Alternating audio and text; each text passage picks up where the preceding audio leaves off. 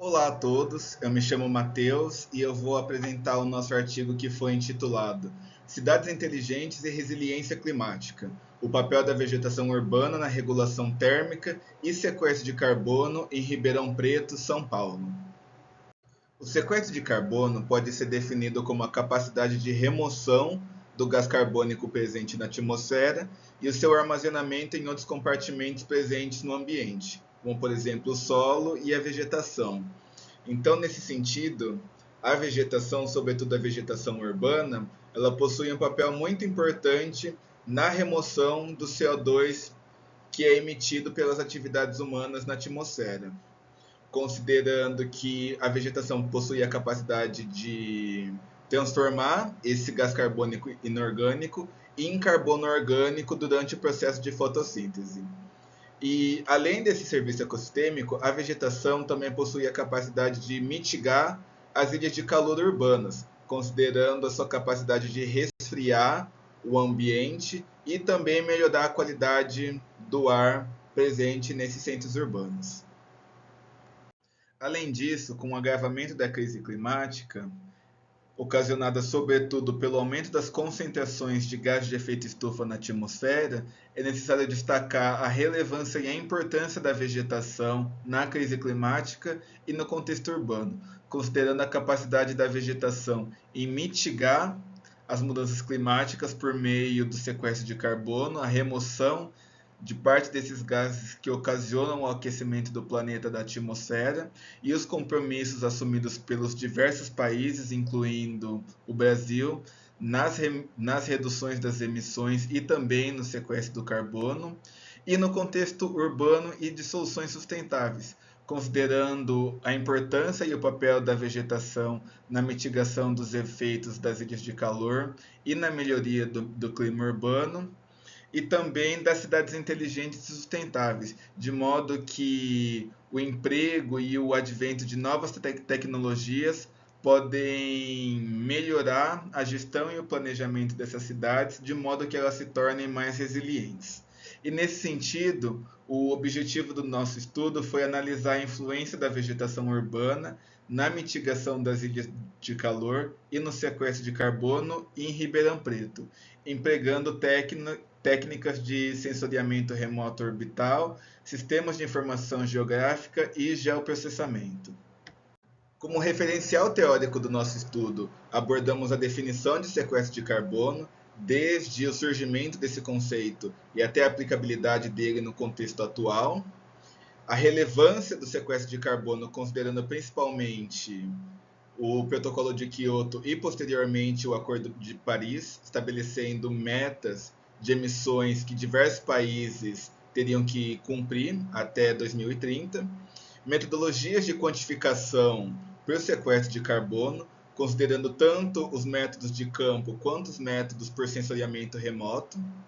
as vantagens e limitações do sensoriamento remoto, sendo a técnica que foi utilizada para o desenvolvimento desse estudo, e as aplicações desse tipo de técnicas de sensoriamento remoto e técnicas de geoprocessamento, sistemas de informação geográfica no contexto do planejamento urbano. Diversas metodologias podem ser empregadas para quantificar o sequestro de carbono realizado pela vegetação. Dentre elas existem os métodos de campo, que permitem uma análise mais detalhada, mas em pequena escala, e os métodos de sensoriamento remoto, que permitem uma análise mais ampla do território de forma mais rápida. E o sensoriamento remoto ele tem sido uma importante ferramenta utilizada tanto para análise do vigor e da densidade da vegetação, mas como também o potencial de sequestro de carbono que a vegetação tem, principalmente em áreas urbanas, como é o caso de Ribeirão Preto. A nossa área de estudo foi o município de Ribeirão Preto, que está localizado no estado de São Paulo, na região sudeste do Brasil. Ribeirão Preto possui uma área de aproximadamente 551 km², uma população estimada em aproximadamente 700 mil habitantes, sendo a oitava maior população do estado de São Paulo, e quase 100% dos seus moradores, cerca de 99,7% da população, reside em áreas urbanas do município. Com relação à vegetação e o clima, Ribeirão Preto está localizado em uma região de transição entre a Mata Atlântica e o Cerrado, sendo que a vegetação do município ela é caracterizada, sobretudo, por uma vegetação semidecidual, ou seja, uma vegetação que perde parte das folhas durante a época seca do ano. O clima ele é caracterizado como tropical, com verões chuvosos e invernos secos.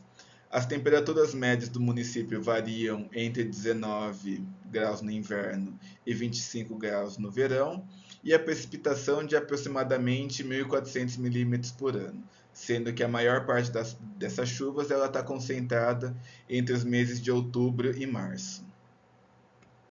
Para a realização das nossas análises, nós utilizamos as imagens de satélite de alta resolução do Landsat 8, disponibilizadas na plataforma Earth Explorer dos Serviços Geológicos dos Estados Unidos. E para esse estudo utilizamos as imagens do Landsat 8 de acordo com as seguintes bandas: a banda 2 do azul visível, a banda 3 do verde visível, a banda 4 do vermelho visível, a banda 5 do infravermelho próximo e a banda 10 do infravermelho termal, sendo que todas as imagens foram analisadas e processadas no software QGIS. A primeira análise que foi realizada foi o Índice de Vegetação por Diferença Normalizada, o NDVI, que ele avalia sobretudo a biomassa e a saúde da vegetação presente em determinado território. E para essas análises utilizamos as bandas 4 do vermelho e a do 5 do infravermelho próximo do Landsat 8. Então, de acordo com essa fórmula estabelecida para o cálculo do índice, os valores obtidos eles variam de -1 a 1, sendo que os valores próximos a 1, positivo, indicam a vegetação com maior vigor e densidade, enquanto valores próximos a -1 correspondem a áreas com pouca ou com ausência total de vegetação, representando principalmente corpos d'água ou solos expostos. O segundo índice que foi empregado nesse estudo foi o Índice de Fotossíntese Espectral Simplificado, o ESPRI, que ele é utilizado para estimar a atividade fotossintética por parte das plantas. E para a obtenção desse índice foi utilizado primeiramente o índice de reflectância fotoquímica, expresso pela primeira fórmula indicada aqui no slide, e ele é obtido a partir das bandas do azul e do verde das imagens de satélites que foram obtidas. E a partir da obtenção desse índice é aplicado o ESPRI. E com base nesse índice a gente consegue verificar a atividade da clorofila e de outros pigmentos fotossintéticos relacionados ao uso da luz por parte das plantas durante a fotossíntese.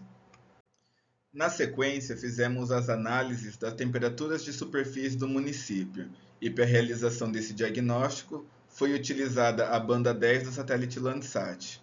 E a partir das temperaturas de brilho, os valores digitais obtidos por meio do sensor, esses valores eles foram convertidos em radiância espectral a partir dessa fórmula expressa no slide, em que obtivemos os valores de temperatura de superfície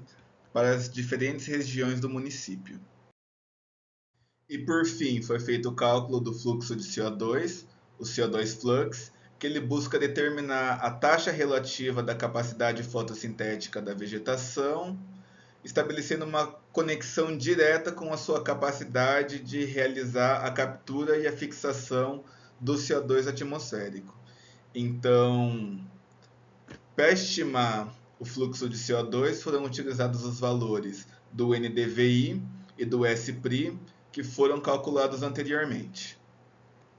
Como resultados desse estudo, obtivemos os índices espectrais, o NDVI e o CO2 flux, o mapa de temperatura de superfície e a identificação da correlação entre a densidade da cobertura vegetal, potencial de sequestro de carbono e regulação térmica. Tratando do primeiro resultado, que foi o NDVI, indicando a variabilidade da cobertura vegetal dentro do município de Ribeirão Preto. Então, com base nos valores desse índice, Eles foram expressos em 4 classes de valores, sendo eles menores que zero, indicando alvos não florestais, valores entre 0 e 0,3 representados na cor laranja, que indica áreas com pouca vegetação, valores entre 0,3 e 0,66 representado em amarelo, representando áreas com vegetação moderada, e valores superiores a 0,66 até 1, representando áreas com vegetação plenamente sadia, conforme indicado aqui no primeiro mapa. Então, verificamos que em Ribeirão Preto, as áreas que possuem maior vigor e densidade da vegetação estão localizadas principalmente na zona rural do município. E se tratando da área urbana ou da área urbanizada do município, existem algumas porções que possuem maior densidade de vegetação, representadas principalmente na Zona Oeste pelo campus da Universidade de São Paulo, na Zona Sul pela Estação Ecológica de Ribeirão Preto, a Mata de Santa Teresa, e na região leste do município por alguns fragmentos de vegetação e alguns parques urbanos que possuem uma extensão territorial significativa. A segunda análise realizada, então, foram as temperaturas de superfície, de modo que os resultados dessas análises eles foram representados também em 4 classes, sendo elas entre 23 e 26 graus Celsius, as temperaturas mais amenas, representadas principalmente por áreas com maior cobertura vegetal, constituindo-se então as ilhas de frescor, e as áreas com temperaturas mais elevadas que estão representadas entre 31 e 40 graus Celsius no nosso mapeamento, que foram representadas na cor rosa escuro. E essas áreas elas representam as áreas com maior adensamento urbano, ou se não áreas que possuem uso agrícola e no momento do mapeamento encontravam-se com solo. Então, com base nas análises das temperaturas de superfície, verificamos que a maior concentração de ilhas de calor estão localizadas na região norte e oeste de Ribeirão Preto, também uma porção da região leste significativa, enquanto que a maior porção da região sul, da área urbanizada do município, possui temperaturas de superfície mais amenas, ou uma maior quantidade de ilhas de frescor, em razão principalmente da maior presença de vegetação. O próximo índice que foi calculado foi o CO2 flux, verificando então as áreas do município que possuem maior potencial em realizar o sequestro de carbono, analisando principalmente a área urbanizada de Ribeirão Preto. Então, com base nessas análises, verificou-se que a zona sul do município representa uma área com grande potencial para o sequestro de carbono, representada principalmente pela Estação Ecológica de Ribeirão Preto, que possui uma área aproximada de 150 hectares de extensão. A zona oeste do município, representada pela presença da Universidade de São Paulo, que possui uma área de aproximadamente 170 hectares de vegetação. Algumas porções da região leste, representada por alguns fragmentos de cerrado, e também a localização do Parque Municipal Prefeito Luiz Roberto Jabali, além de outros fragmentos de vegetação nativa e também a presença de algumas áreas de preservação permanentes e florestas ripárias, que possuem grande vigor, e também outras áreas localizadas próximas ao centro do município, como as áreas de proteção ambiental do Parque Municipal Morro do São Bento e a APA Estadual Morro do São Bento. Também são áreas que possuem grande potencial em sequestrar carbono. Então, esses resultados demonstraram que as áreas que possuem maior densidade de floresta, as áreas florestadas de Ribeirão Preto, elas possuem maior eficiência no sequestro de carbono.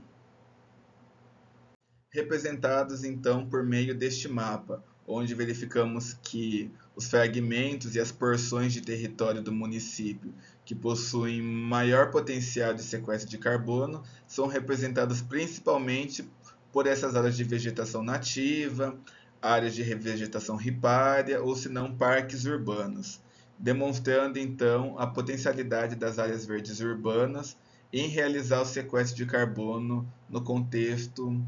do município de Ribeirão Preto.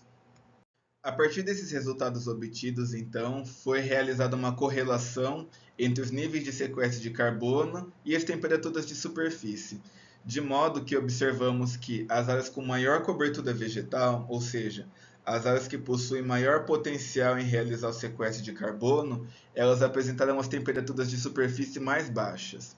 demonstrando o potencial, não só o potencial, mas como a vegetação possui a capacidade de atuar regulando a temperatura microclimática local, contribuindo assim para a mitigação dos efeitos das ilhas de calor, melhorando a qualidade de vida da população, enquanto que áreas desprovidas de vegetação ou áreas que possuem densidade construtiva mais elevada possuíam temperaturas de superfícies maiores e apresentaram maiores quantidades de ilhas de calor. Então, com base nesse mapeamento, verificamos que as áreas aqui destacadas em rosa mais escuro indicam as áreas onde a gente tem as menores quantidades, os menores percentuais de cobertura vegetal e, por consequência, as maiores temperaturas de superfície, representando então a maior quantidade de ilhas de calor urbanas, enquanto que as áreas representadas em verde mais escuro representam as áreas com temperaturas mais amenas e maior o sequestro de carbono. Então, representando a relação inversamente proporcional entre essas duas variáveis. Quanto mais sequestro de carbono, menor as temperaturas, e em contrapartida, quanto menos sequestro de carbono, mais elevadas as temperaturas de superfície do município são. Como considerações finais do nosso estudo, destacamos a importância da vegetação urbana na mitigação das ilhas de calor, de modo que precisamos expandir as florestas urbanas para que elas possam contribuir com a melhoria da qualidade de vida nas cidades. A importância dessas áreas verdes no tecido urbano para a provisão do sequestro de carbono, de modo que possamos atenuar os efeitos negativos que o excesso de gás de efeito estufa na atmosfera eles estão promovendo para o planeta como um todo. A importância da integração de tecnologias avançadas, como sistemas de informação geográfica, sensoriamento remoto, geoprocessamento, no monitoramento, gestão e no planejamento ambiental das nossas cidades. E por fim, que a expansão das áreas verdes dentro do tecido urbano, ela representa uma melhoria tanto para a qualidade de vida da população, tanto é uma forma de aumentar a resiliência urbana frente aos desafios impostos pelas mudanças climáticas. E gostaria de agradecer à comissão organizadora do Fórum Online de Educação, Meio Ambiente e Sustentabilidade pela oportunidade e nos colocamos à disposição para eventuais dúvidas com relação ao nosso estudo. Obrigado.